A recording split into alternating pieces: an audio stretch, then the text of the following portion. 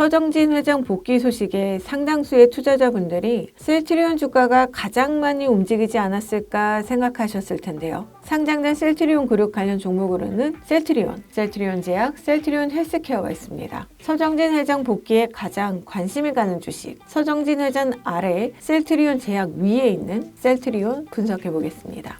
서정진 회장 소식이 전해졌던 3월 초의 주가 차트를 보면 사실 가장 뜨거운 반응을 보인 종목은 셀트리온보다는 셀트리온 제약과 셀트리온 헬스케어입니다. 셀트리온이 바이오시밀러를 제조하는 회사인데 사실 이 종목은 제품력보다는 지배구조 이슈를 봐야 할 것 같습니다. 셀트리온의 원래 이름은 테크인이었습니다. 테크인은 서정진 셀트리온 그룹 회장이 대우그룹에서 퇴사해 벤처기업을 창업할 때 만들어두었던 회사입니다. 당시 테크인은 IT업으로 분류가 되어 있었습니다. 이후 서정진 회장이 셀트리온을 창업하고 바이오 산업에 뛰어들자 테크인이 넥소를 거쳐 셀트리온 헬스케어로 회사명을 바꾸게 되죠. 원래라면 셀트리온 헬스케어는 셀트리온 지분구조 안에 편입되어 같은 연결회계로 처리되어야 하지만 서정진 개인 회장이 셀트리온과 셀트리온 헬스케어를 별도로 지배하고 셀트리온 헬스케어가 셀트리온의 물건을 지속적으로 사는 식으로 셀트리온의 매출이 유지되다 보니 분식회계 논란이 끊이지 않았습니다. 그래서 2010년대에 들어서 셀트리온 헬스케어의 기업 공개 추진이 이슈가 되었는데 생각보다 더디게 진행되어 2017년에 코스닥 시장에 상장했습니다.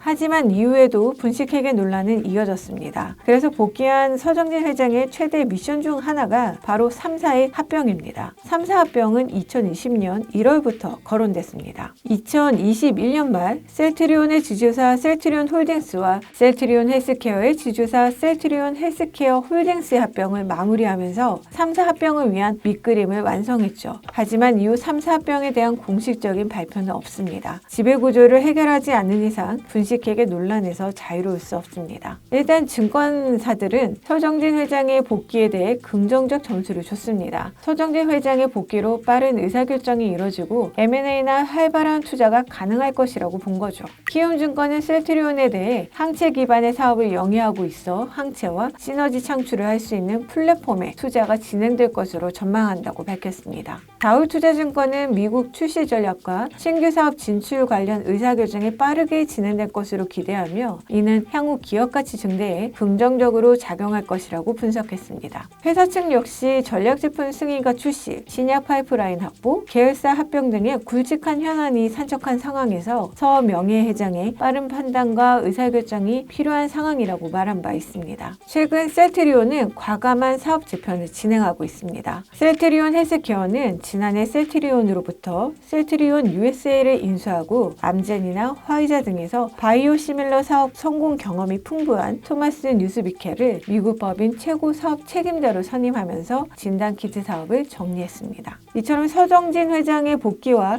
이후 기업 간 합병에 따라 주가가 영향을 받을 것으로 전망되는데요. 그래도 실적에 영향을 주는 펀더멘탈 부분도 봐야겠죠. 사실 증권가는 수익성 측면에서는 다소 실망하며 목표 주가를 하향 조정했습니다. 그래도 올해 신제품 출시 모멘텀은 기대할 만합니다. 셀트리온의 지난해 4분기 실적은 코로나 진단키트와 글로벌 제약사 테바의 CMO 매출이 감소했고 램시마4의 론자 생산분 증가, 진단키트 관련 재고자산 충당금 등의 일회성 비용이 발생하면서 실적이 시장 기대치보다는 낮았습니다. 올해도 비슷한 상황이 이어질 전망입니다. 다울투자증권의 경우 올해 셀트리온은 바이오시밀러 매출은 견조하게 성장하고 케미컬과 테바 CMO 매출도 성장이 예상이 되지만 셀트리온 헬스케어의 재고 상황을 고려해서 연간 실적과 추정치를 소폭 하향 조정하면서 적정 주가도 22만 5천 원으로 하향 조정했다고 밝혔습니다. 판매회사인 셀트리온 제약, 셀트리온 헬스케어 등과 실적이 연결되다 보니 판매 실적을 볼 수밖에 없는 상황이죠.